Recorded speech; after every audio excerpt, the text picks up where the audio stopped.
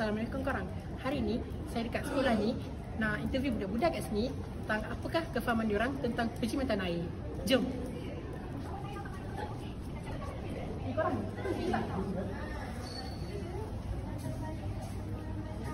Nak interview boleh? Boleh. Korang daripada mana? Saya dari Sen 2. Saya tanam pokok ni.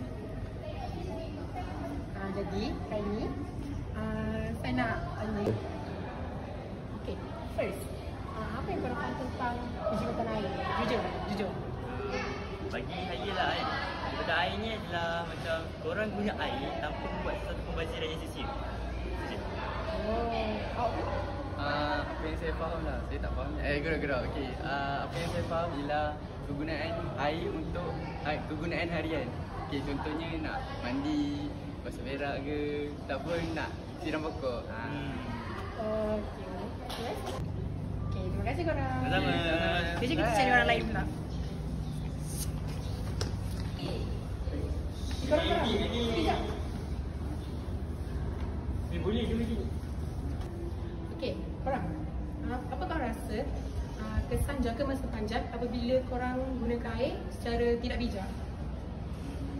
Pada pendapat kami, mungkin akan mengurangkan sumber air daripada alam semula jadi dan dapat mengurangkan bekalan air bersih untuk masa hadapan.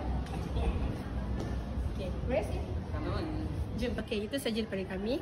Sekian, terima kasih. Video ini ditaja oleh Air Selangor.